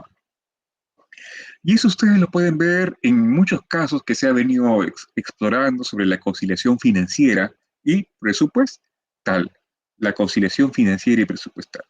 Cuando hacemos mención a la conciliación financiera y presupuestal, estamos entonces, en cierta medida, haciendo una exposición de que los datos que se representan en el estado de gestión sean diferentes o distintos a aquellos que tengamos en el devengado presupuestal. Y ustedes pueden ver que la ejecución del gasto está en función a un hecho conducente a diferentes actos administrativos, ¿no? A un informe, a un requerimiento, a una avisación, a una factura, incluso a una carta, un documento, un comprobante, etc.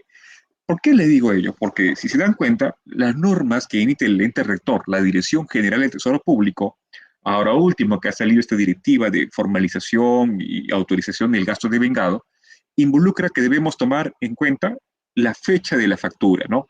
La fecha de la factura. Y esta fecha de la factura debe tomar el mismo número, la relación, la serie.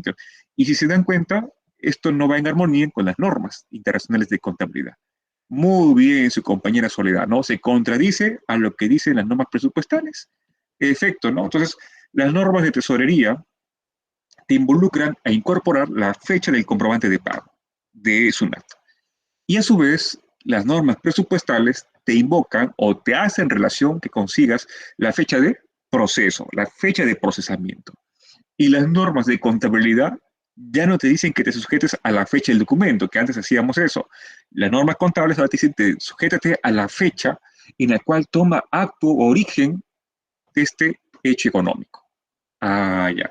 Entonces, en cierta medida, las normas no tienen el mismo sentido en ese aspecto presupuestal, eh, procedimental, en cadena de pagos, procedimental en aspectos tributarios, el periodo de bien tributario, el periodo de acto y la esencia del hecho económico, van tomando en relación diferentes exposiciones en base de criterios normativos. Sin embargo, nosotros no podemos dejar tomar la presentación de la información del presupuesto, ¿no?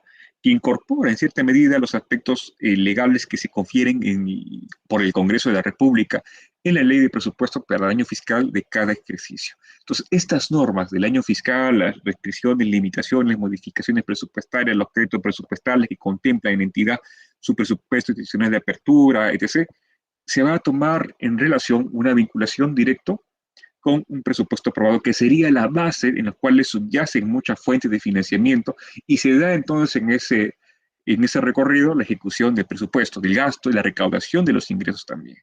Pero la contabilización se va a dar sobre origen al acto económico. Vean entonces aquí, veamos. Definiciones prácticas y sencillas, ¿no? Primero, me dice, la base que vamos a tomar sobre la información del presupuesto es una base contable adoptada dentro de la presupuestación, ¿no? Que ha sido aprobada por el órgano legislativo. Ya está. Entonces, nos sujetamos netamente al decreto legislativo 1440 que tenemos en nuestro país y a la ley de presupuesto para cada año fiscal, ¿no? Aprobado por el Congreso, el órgano legislativo. Y a su vez pueden ver que la base comparable se va a seguir en comparación de base presupuestal versus la base de acumulación y de vengo, ¿no? Y a su vez, miren que el presupuesto aprobado incorpora pues, todo un conjunto de clasificadores, partidas, fuentes de financiamiento, metas presupuestales, categorías, códigos, proyectos, actividad, acción de inversión, obra, un conjunto de datos presupuestales. Y en armonía pues, con el planeamiento estratégico que se da, que sustente entonces también hace el cumplimiento de los objetivos institucionales. Y esta norma se aplica para las entidades del sector público que requieren o eligen poner a disposición pública su presupuesto aprobado, que en nuestro país, obviamente, se da cumplimiento a ello. Entonces, veamos de esta manera ya un alcance total vinculado a definiciones clave, ¿no? Indirectamente ya lo venimos tomando con otra terminología, por ejemplo, ¿no? Presupuesto final. El presupuesto final, en pocas palabras, es el presupuesto actualizado. El presupuesto actualizado en nuestro país lo conocemos como el presupuesto institucional modificado, el PIN. Ya, muy bien.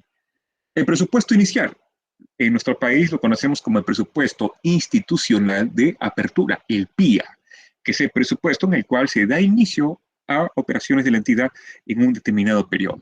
No nos olvidemos que el presupuesto dentro de nuestro país, en el decreto legislativo 1440, se involucra a un principio de anualidad, ¿no? Un principio de un presupuesto gubernamental inicia el 1 de enero y culmina el 31 de diciembre de cada ejercicio fiscal. Entonces, eso ustedes van a tomar en cuenta desde esa mirada de un presupuesto inicial. Puede incluir importes residuales asignados automáticamente y transferidos de años anteriores por ley. Y para cerrar este circuito, miren los importes reales. ¿A qué referimos con los importes reales? Es decir, y referimos a la ejecución de gasto, el devengado presupuestal, que sería entonces el importe real, o la recaudación de ingresos en ese contexto de transacción. Eso, señores. Entonces tenemos una base debidamente representada en enfoque presupuestal, ¿verdad? Entonces, tenemos fases de ejecución presupuestal, ¿sí? Certificación, compromiso, devengado, giro y pago. Y de recaudación, ingresos, sujeta a transacciones que involucren estimación, determinación y recaudación propiamente dicha, captación de ingresos. Pero lo que hablamos para los importes reales, vamos a tomar punto número 1, la base del devengado presupuestal en cual se reconoce una obligación, y por otro lado, la recaudación como base caja en el cual se hace el depósito en una cuenta bancaria de la entidad. Eso es lo que tendríamos en cuenta en nuestra normativa peruana, ámbito local. Muy bien, veo por ahí que hay unos textos, comentarios, preguntas. En breve vamos a hacer esa revisión. Ahora, desde el enfoque presupuestal, nivel de agregación. Cuando yo hago mención nivel de agregación, son todos los clasificadores que podría incorporar dentro de la revisión de un presupuesto. Ustedes saben que en nuestro país tenemos categorías presupuestales. ¿Qué categorías presupuestales tenemos? Programas presupuestales, acciones centrales, asignaciones presupuestales que no resultan en productos APNOP. Entonces, también sobre ello tenemos una cadena funcional programática de los gastos, ¿no? Función, división funcional, clasificación que se va dando, la finalidad, y aquí hacemos la estructuración y la generación de diferentes metas presupuestales, que a su vez se van agregando por proyectos de inversión, por actividades, entre otros que asocian a un producto. Y eso es lo que podríamos ver. Y a su vez, como nivel de agregación, como diferentes clasificadores presupuestales, tenemos las partidas. Y en ese contexto, desde las partidas presupuestales, ustedes van a tomar entonces que tenemos clasificadores de ingresos, clasificadores de gastos, tenemos tipo de transacción, tenemos genérica, subgenérica, genérica detallada, específica y específica detallada. Tenemos 6 campos. Tenemos diferentes clasificadores, ¿no? Que de alguna manera me permiten llevar mayores niveles de agregación para la representación más adecuada en estadísticas de las finanzas públicas, monitoreo y seguimiento de presupuestos gubernamentales, ¿no? Excelente. Muy bien, señores. Entonces, ¿qué es lo que vamos a resaltar en esta medida? Mire, el importe inicial y final de presupuesto versus los importes reales me va a dar por consiguiente una variación. ¿Y esa variación cuál sería? Tu presupuesto aprobado versus los importes reales me va a dar una variación. El presupuesto aprobado puede ser 1.000.000 de soles y el importe real ejecutado sea 200.000 soles. ¿Cuál sería la variación? Sería 800.000 soles. Entonces, 1.000.000 menos 900.000 soles me da 800.000 soles, que es una variación. Y esa variación tengo que exponer en las notas a los estados presupuestales, ¿no? Informar eso sobre esta presentación de información financiera con propósito general. Porque tendría que tomar entonces en el contexto cuál es la argumentación de que no se ejecutó ese presupuesto al 100%. ¿Qué voy a poder yo relacionar en ese sentido? Y ahí pueden notar que se hace una exposición narrativa desde el enfoque presupuestal. ¿Y quiénes son los primeros que preguntan ellos? Los consejos municipales, los consejos regionales, los directorios y en el propio Congreso de la República, ¿no? Los congresistas están que dicen, pero ¿por qué no se ejecutó el presupuesto? ¿Qué sucedió acá? ¿Cuáles fueron las limitaciones? E indirectamente hacen con una evaluación del presupuesto en función a su ejecución. A veces argumentamos, tenemos presupuesto, dotamos de presupuesto, pero no se ejecuta. ¿Qué sucede aquí? ¿De qué estaríamos hablando en ese sentido, verdad? Eso, señores. Y también ahora, como una medida que se ha venido adoptando en nuestro país, son los presupuestos plurianuales, ¿no? Y el principio que está subiendo a una información multianual, ¿no? Desde el decreto legislativo 1436, marco de la administración financiera del sector público. Entonces, ustedes están dando alcance que todos los sistemas dentro de esa integración intersistémica están con una mirada plurianual, a 3 años. Y miren que la NIC SP 24 también te considera eso, ¿no? Que algunas entidades, algunos países hacen presupuestos plurianuales. Podríamos tomar como ejemplos que hay países que hacen a 5 años su proyección, en nuestro caso son 3 años, pero lo que sería complicado es que algunos países su presupuesto lo representan a 3 años en una sumatoria total, enfoque global, pero en nuestro caso lo segregamos año por año para mejores presentaciones en cuestión de para la comparabilidad. ¿Qué es lo más adecuado, no? Por ejemplo, dice, los gobiernos y entidades con presupuesto plurianual pueden tener diferentes enfoques para determinar su presupuesto inicial y final, dependiendo de cómo se apruebe el presupuesto, ¿no? En este caso, hacemos una ley de presupuesto para cada año fiscal, pero ya hacemos una programación y formulación multianual de presupuesto. En los casos que un gobierno apruebe un presupuesto plurianual que no separe específicamente los importes y presupuestos entre periodos anuales, serán necesarios juicios profesionales para identificar qué importes son atribuidos a cada periodo anual, ¿no? Lo recomendable es que siempre se delimite el presupuesto por cada año fiscal para hacer mejor representación en función con el rendimiento financiero, estado de gestión, estado de situación financiera, propiamente con la información financiera en ese match. Muy bien, señor, muy bien. Entonces, siguiendo así, hacemos también una conciliación financiera y presupuestal, ¿no? La base de acumulación que tenemos contable y otra base de acumulación presupuestal. Pero miren, esto es muy importante, miren. La base presupuestal podríamos tomar en relación que se sujeta dentro de efectos de presupuesto relacionados a una fecha de proceso, relacionados a un periodo de devengue, pero si yo hago de otra medida que este presupuesto involucra fases en su ejecución, como certificación, compromiso de vengado y giro y pago, la otra base que yo voy a sujetarme es la base de los flujos de efectivo. Cuando yo menciono los flujos de efectivo, es porque estaría llevando una comparabilidad con los cobros y con los pagos. En el caso de los ingresos, no habría mucho problema porque la recaudación de los ingresos se sujeta a una captación, a una entrada de flujos de efectivo. En ingresos no hay problema, pero en los gastos sí, porque en los gastos el devengado presupuestal se representa o afecta una factura. Y en esa factura afectamos definitivamente un presupuesto que conduce a una obligación. Pero en otra medida, la otra base es cuando ya existe la salida de los flujos de efectivo, cuando ya se gira y yo paga, el giro y pago. Ahí estaríamos haciendo entonces una exposición de la conciliación entre la base comparable de acumulación, también tomando en efecto que se sujeta a una base presupuestal y comparando con la base de los flujos de efectivo, ¿no? Esa base que va a permitir entonces entender ciertas variaciones y van a requerir una exposición. Y eso podemos incluso visualizar, miren, actividades de operación, de inversión y financiación.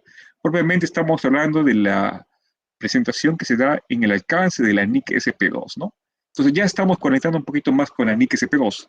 Entonces, para ya visualizar esta información presupuestal, miren que en nuestro país tenemos diferentes formatos, ¿no? Esto es muy importante valorar. Tenemos un formato de presupuesto por resultados, tenemos un formato de gasto social y otro formato que corresponde a proyectos de inversión. Entonces, dentro de estos formatos, pueden ver que se muestra el presupuesto inicial, el presupuesto aprobado, el presupuesto final, los importes reales, y a través de ciertos indicadores sobre el cumplimiento de metas físicas. ¿Qué les parece?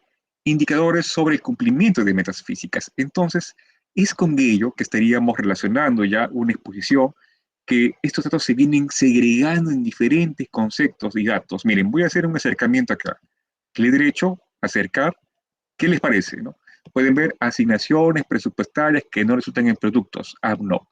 Rubros de fuente de financiamiento. Pueden ver que aquí tenemos distintos códigos, ¿no? Categoría presupuestal, programa, producto, proyecto, obras, actividades, acción de inversión, función, división funcional, grupo funcional, por metas. Toda esta información lo tenemos entonces donde representados, señores. Los datos presupuestales. Muy bien, colegas, no se preocupen. Veo que hay muchas preguntas que vamos a tener. Voy a dar un espacio prudente para responder cada una de ellas, ¿ya? Ya me falta poco para terminar esta presentación.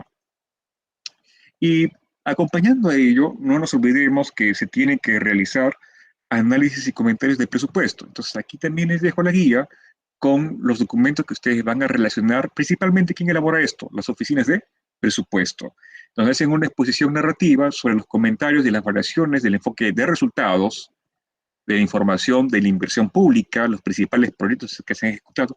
Por eso les digo, ¿no?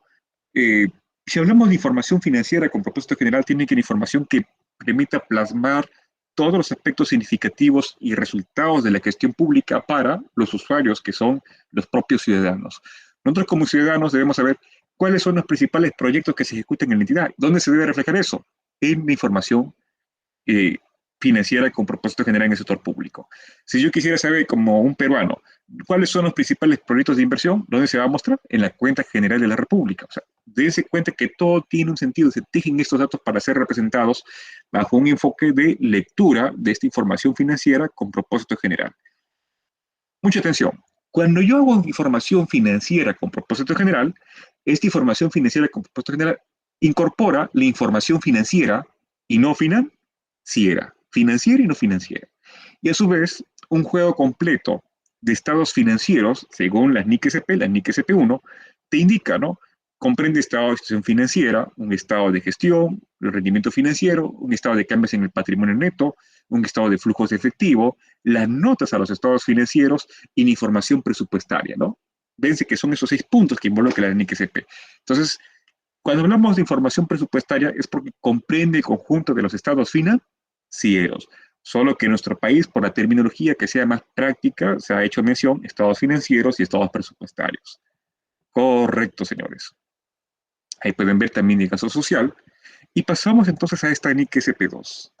Vamos a pasar nosotros, estimados colegas, a esta NIC SP número 2, estado de flujos de efectivo, ¿no? Esta es una norma que requiere mucho interés, ¿no? Por parte de los participantes, y voy a hacer también una representación de datos de cómo se estructura entonces las actividades de inversión, actividades de financiamiento, las actividades de operación, debidamente en los estados financieros, pero desde los flujos de efectivo. ¿Qué nos indica entonces esta norma? ¿Qué podemos ver desde este punto de vista en la norma? Vamos, señores. En primer lugar, ¿por qué es importante el estado de flujo de efectivo? Miren, esto me gusta bastante, ¿no? Es más, yo estoy realizando mi tesis doctoral ahora tomando en cuenta todo lo que es la contabilidad del futuro. Entonces, porque quiero tomar un perfeccionamiento de la información prospectiva. ¿Y por qué quiero mirar yo al futuro? Porque quiero anticiparme para tomar decisiones adelantadas para asegurar la calidad de la gestión.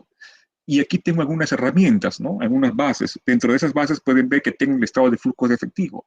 ¿Ayuda a los usuarios a qué? A predecir, me ayuda a predecir, ¿no? Las necesidades futuras efectivo de la entidad, la capacidad de esta para generar flujos de efectivo y la capacidad para financiar los cambios que se produzcan en el alcance y naturaleza de sus actividades. Entonces, esto me ayuda a sustentar la rendición de cuentas para conocer todos los cobros y pagos de la entidad y a su vez fortalecer la comparabilidad de la información.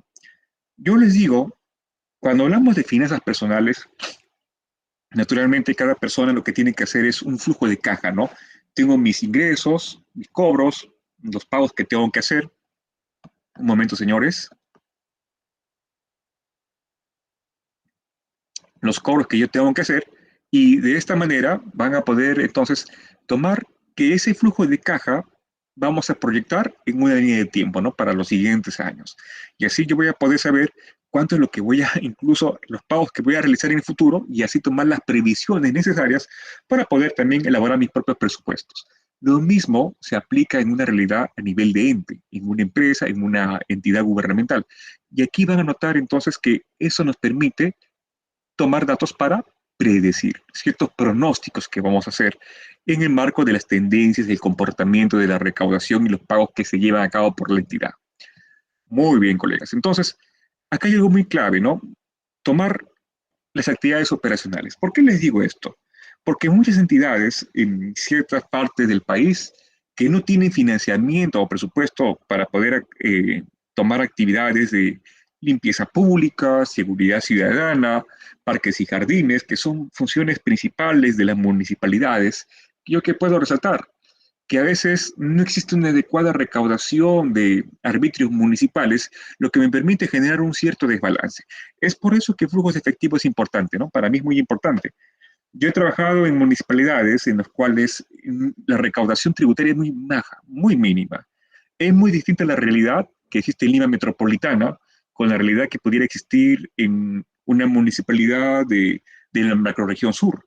Por ejemplo, ¿no? En la macrorregión sur podríamos decir que la recaudación tributaria es más reducida en comparación que tiene mayores fuentes de financiamiento. Tenemos recursos ordinarios, recursos determinados, canos sobre canos, regalías mineras, rentas de aduanas, participaciones, tenemos impuestos municipales. En cambio, en las municipalidades de Lima, yo he podido ver que tiene mayor componentización asociada a lo que es recaudación tributaria, impuestos municipales. Y tenemos también lo que son arbitrios, ¿no? Lo que era ex RDR. Por esto, en estas regiones, departamentos, la macroregión sur, podemos ver que a veces existe un sentido semi-subvencionador, porque la entidad y las municipalidades gastan para mejorar su servicio de seguridad ciudadana, de limpieza pública, pero la recaudación tributaria para financiar las actividades no es suficiente, no alcanza. Entonces, ¿qué es lo que se hace, señores? se toma otras partidas de financiamiento para poder soportar esta prestación de servicio público. Y ese desbalance obviamente me genera un déficit. Y estos se tienen que reflejar de una forma adecuada para fortalecer los mecanismos de recaudación tributaria en impuestos municipales, en arbitrios municipales, entre otros, para poder sostener el funcionamiento adecuado de una entidad. ¿Se dan cuenta? Es por ello que se pusieron de moda en una temporada todos los proyectos de inversión de mejoramiento de seguridad ciudadana. ¿Se acuerdan? Se pusieron de moda los proyectos de gestión integral de residuos sólidos, que era de alguna forma para seguir lo que son actividades de operación cuando esa no es la concepción de la inversión. La inversión es mejorar o ampliar el servicio, pero no corresponde a actividades operacionales. Lo mismo sucedía en Seguridad Ciudadana, ¿no? Teníamos un proyecto, 10 millones de soles, y con ese presupuesto de inversiones se puede ver que hay unas municipalidades que venían ejecutando actividades de operación y funcionamiento, cuando no corresponde a una inversión. Se van dando cuenta, estimados colegas, ¿no?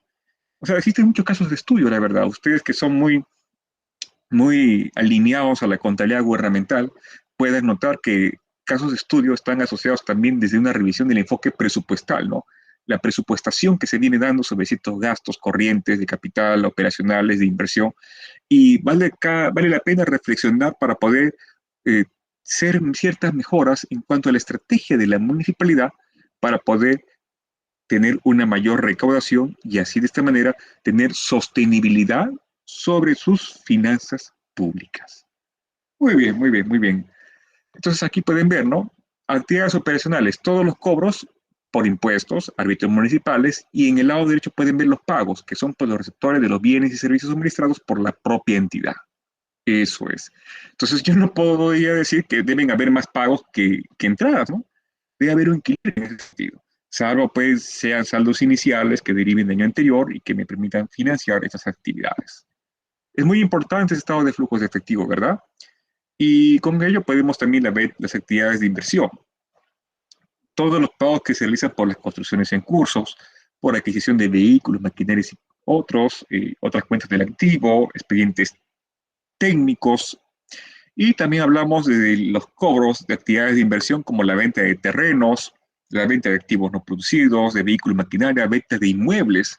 Miren que en un momento se hablaba pues de los Juegos Panamericanos, esta unidad ejecutora, que ahora ya pueden ver como legado y ahora se va a reactivar por el nuevo Juegos Panamericanos que están tomando en exposición en los medios de comunicación, involucra en un momento tomar en relación, conforme vimos en las TPTs anteriores, se acuerdan de inventarios, de un hogar olímpico a constituirse a un hospital COVID, ¿no?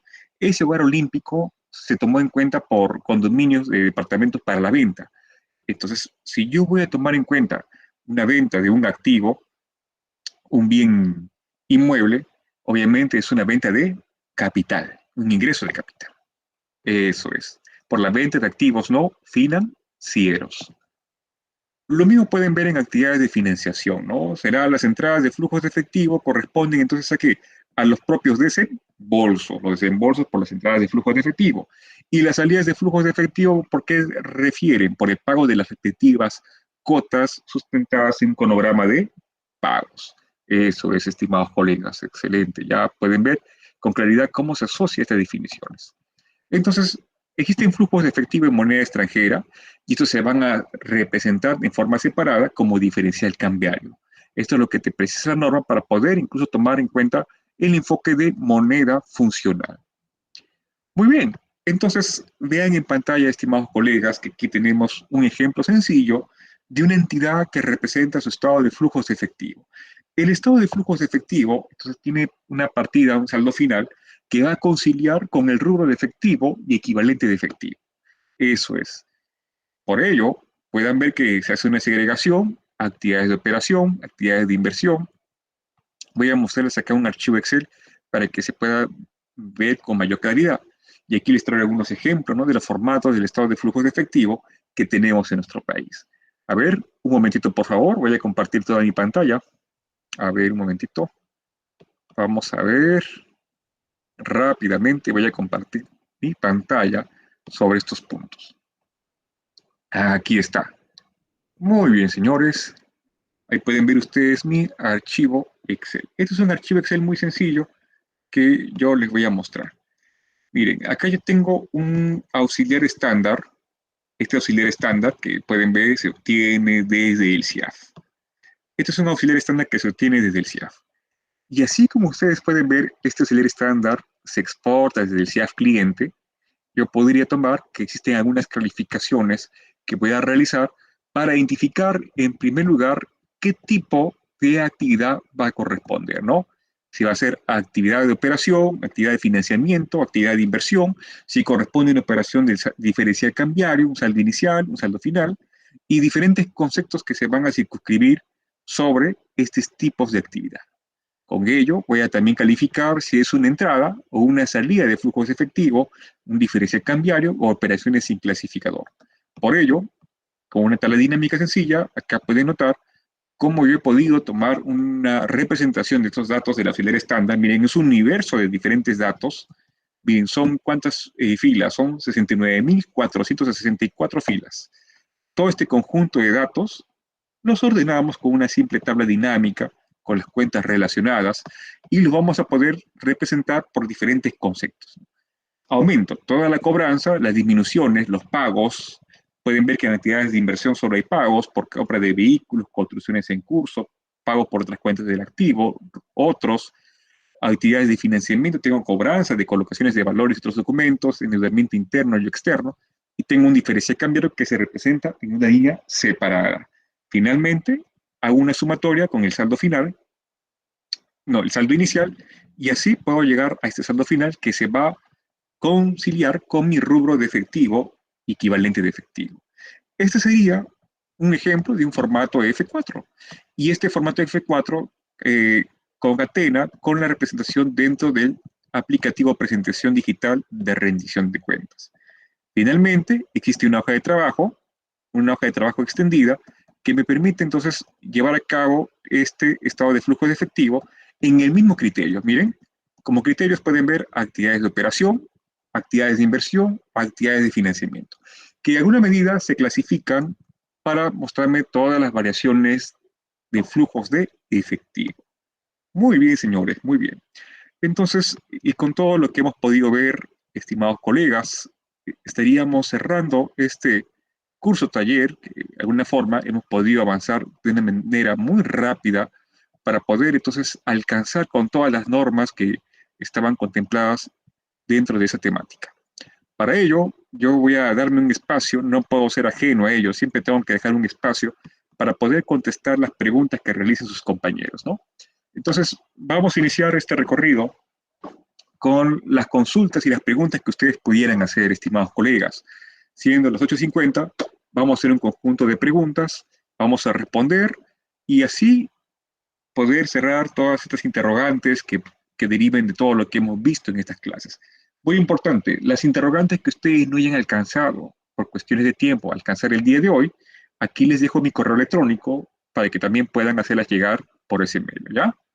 Vamos entonces. Muy bien. Su compañera Patricia Gamarra, muy bien con el archivo Excel. Muy bien, sí, voy a compartir información con el Colegio de Contadores Públicos de Ucayali. Excelente, no se preocupen. Yo agradezco al Colegio de Contadores Públicos de Ucayali porque es una ventana por este medio de que podamos compartir conocimiento. Así sea un poco tiempo, hemos avanzado muy veloz porque queremos comprimir esto, como se dice, ¿no? Las NIC SP en tu bolsillo, ¿no? Como esa expresión tan sencilla que nos permite tomar estos datos que deben diseminarse con mayor afluencia en toda nuestra profesión contable. Soledad, ahí sería una clave el de respetar los tiempos de ejecución por cada fase para que pueda coincidir con las normas contables. El desfase de estos tiempos hace que refleje la información distinta. Muy bien, su compañera Soledad, eso es. Las transiciones que existen nos permiten mostrar estas diferencias, ¿no? Entonces debe haber un orden contable, pero para esto debe primar incluso desde una coordinación que se trabaje con las áreas que generan esta documentación que conduce a la cadena de pagos, ¿verdad? Abastecimiento, recursos humanos, contabilidad, tesorería, o sea, debe haber un alineamiento, una coordinación a nivel institucional. Por eso yo siempre digo, ¿no? Si van a ustedes a hacer una implementación, adopción de las NIC SP, no solo va a depender del contable, sino que va a depender que los que tienen que saber de NIC SP son las áreas de la administración, Por ejemplo, ¿quién tiene que saber de NIC-SP? La oficina de abastecimiento, la oficina de recursos humanos, la oficina de tesorería, la oficina de contabilidad y las oficinas conexas que proporcionen esta información. Es decir, las NIC-SP son el lenguaje de las finanzas públicas, ya no nos olvidemos. Por eso las capacitaciones en un primer orden se están llevando a la área contable y las áreas contables deben liderar esa capacitación para todas las áreas distintas que comprenden la entidad. Solo así se va a permitir entonces llevar a cabo una adopción plena y eficiente, eficaz de estas NIC-SP. Miren que incluso en otros países, les comento, miren, estimados colegas, en otros países, así como tenemos una oficina de contabilidad, tenemos ahora una oficina de NIC-SP. Miren, y estas oficinas de NIC-SP no necesariamente son lideradas por un contador, ¿no? He podido ver que las jefaturas de oficinas de NIC-SP en otros países, en gobiernos subnacionales y gobierno nacional, se dan por ingenieros industriales, por ingenieros comerciales, por licenciados, por administradores, por abogados. Entonces, ¿por qué? Porque de alguna manera son normas y las normas se deben ver en todo sentido a nivel institucional. Pero ¿quién mejor que ello también para la aplicación contable en sus aspectos técnicos que conducen a un registro contable, ¿no? La contabilidad toma los datos, los analiza, interpreta y busca el adecuado tratamiento contable para anotar en los libros contables, ¿no? Hacemos una representación de estos datos, pero si los datos llegan erróneamente o datos que no son de utilidad para nosotros, va a conllevar entonces una información final que sea deficiente, ¿no? Y eso no queremos, eso no queremos. Muy bien, su compañera Giovanna, que está participando efectivamente. Muy bien, muchas gracias por su participación. Excelente. Muy bien, estimados colegas. Y para cerrar esta clase, voy a tomar en cuenta también un aplicativo web para que ustedes puedan visualizar. A ver, un momentito, voy a compartir con ustedes justamente este aplicativo. A ver, para que también puedan explorar con mayor amplitud la información contable en el sector público. Yo sé que muchos de ustedes, algunos tienen mucha experiencia en el sector privado, pero vamos a fortalecer sus capacidades en ese sentido, también teniendo información del sector público. A ver, vamos a ingresar a este aplicativo para que puedan tomar toda su exposición. Vamos a ingresar a este portal de transparencia económica. Voy a ingresar a la cuenta general de la República. Perfecto. Y ustedes así van a poder entonces tomar este aplicativo que de verdad es mucha utilidad. Ya, ahora sí, compartimos. Ya cargó mi página y voy a compartir toda mi pantalla. Antes voy a cerrar aquí. Como se dice, ya está. Muy bien, colegas. Puedan ver entonces ustedes mi pantalla completa. Eso. En pantalla, ustedes pueden notar que estoy mostrándoles un aplicativo informático del portal de transparencia económica. En este portal de transparencia económica, ustedes van a poder incluso tomar en exposición los diferentes estados financieros que se dan en los diferentes niveles de gobierno y entidades en el sector público desde el año 1999 hasta el año 2022. Por ejemplo, a ver, 2022. Voy a colocar ver entidades del nivel seleccionado. Voy a poner aquí Ucayali, a ver, por nombre. Y ahí pueden ver, tengo el Gobierno Regional de Ucayali, Universidad Nacional de Ucayali, Municipalidad Provincial de Ucayali, Empresa Concesionaria de Electricidad de Ucayali. Entonces yo puedo considerar como ejemplo Gobierno Regional de Ucayali. Ya está. Voy a hacer mi tesis sobre la información contable del Gobierno Regional de Ucayali. Ya acá tengo datos. Ahora, voy a ver su estado de situación financiera. Ingreso y pueden ver aquí el estado de situación financiera del gobierno regional de Ucayali, ¿no? Si yo estoy en Ucayali, ya tengo esa información contable. Entonces, miren que acá tengo la representación de lo que es activo, lo que es pasivo, patrimonio, y miren que estos estados financieros son comparativos. Hacer una información comparativa, pueden ver los diferentes rubros que ustedes pueden exportar incluso en una hoja de cálculo Excel. Vean ustedes, hoja de cálculo Excel. A ver, un momentito, por favor. Voy a mostrarles aquí esta hoja de cálculo Excel. Un momentito, un momentito. Vamos a ver esto de aquí un ratito, por favor.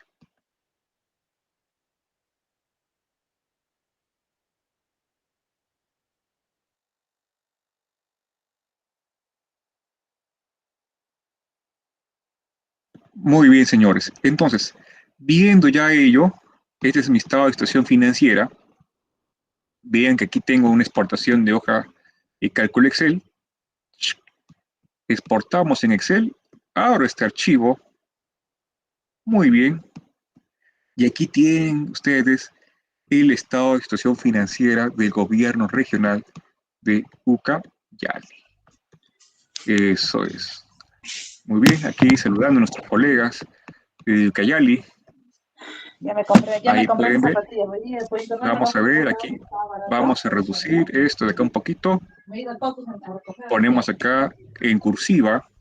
A Maquinita, ver, pero voy a ver no, aquí los audios. Voy a revisar aquí un momentito. Ya está. Y vamos a ver nuestro archivo Excel. Listo. Entonces miren ustedes el tamaño de las filas y tengo ya que conocemos como nuestro estado de situación financiera. Este sería mi estado de situación financiera: activo, corriente, activo, no corriente, total, activo, y en el lado derecho tengo lo que corresponde al pasivo. Eso es. Muy bien. Ahí pueden ver ustedes rápidamente cómo tengo mi estado de situación financiera. ¿Qué les parece, colegas? O sea, rápidamente tenemos toda esta información disponible para poder también hacer la revisión de estados financieros de cualquier entidad del sector público, ¿no? En este caso podemos ver del gobierno regional de Ucayali. Y así ustedes van a poder también hacer revisiones de incluso información de ministerios, de municipalidades, entre otros, ¿no? Es una información en sí de muchísima utilidad, de muchísima utilidad. Muy bien, estimados colegas. Muy bien, excelente. Ya está. Tan rápidamente hemos podido obtener esos datos. Ah, para compartirles el link. Claro que sí. Compartimos aquí el link en el grupo, en el chat de esta sesión. Ahí está. Perfecto. Pueden ustedes ingresar el link y comiencen a realizar esa exploración. Tienen ustedes todo el fin de semana para poder revisar nuestros datos, esta información, y así, ¿no? Agarrarle mayor confianza a todos estos puntos que hemos visto en las clases. Puedan revisar ustedes las clases que se han venido grabando por parte del colegio, puedan revisar todo el material de estudio que está disponible también para ustedes, y así, con la revisión calmada, pausada de sus tiempos libres, véanlo como de forma deportiva, ¿no? De forma deportiva van dando una lectura, van haciendo mención, de manera que también acompañada con la propia norma, y así van a ir desencadenando la respuesta a todas sus interrogantes. Muy bien, estimados colegas, entonces agradezco infinitamente al Colegio de Contadores Públicos de Ucayali, ¿no? Y al señor decano por la invitación que me han hecho en esta oportunidad. Yo muy feliz por ello. Muy Colega, bien. Muy bien, ahí está, colega Juan estimado Francisco, doctor. muy buenas noches. Bueno, quería agradecerle por haber realizado este curso taller de mix del sector público con aplicación al CIAF. Hemos tratado en los 5 días tanto el marco conceptual, las NICs de activos no financieros, las NICs de activos no financieros, las NICs de ahorro y desahorro, y en esta sesión la preparación de los estados financieros. Pero fundamentalmente sabemos que hemos iniciado este trabajo para los amigos del sector público. Vamos a continuar en esta labor para efectuar incluso una especialidad o un diplomado sobre normas internacionales. Colega, quiero agradecerles a usted por su brillante exposición y a nombre del Colegio de Contadores Públicos quedamos con usted muy agradecidos y lo estaremos requiriendo para próximos eventos. Muchas gracias. Muchas gracias, doctor. También ya habrá oportunidad para estar juntos de forma presencial, ¿no? Con todos los colegas y así seguir avanzando en este camino de las NIC-SP. Muchas gracias, doctor. Con permiso, estimados colegas. Hasta luego. Feliz fin de semana.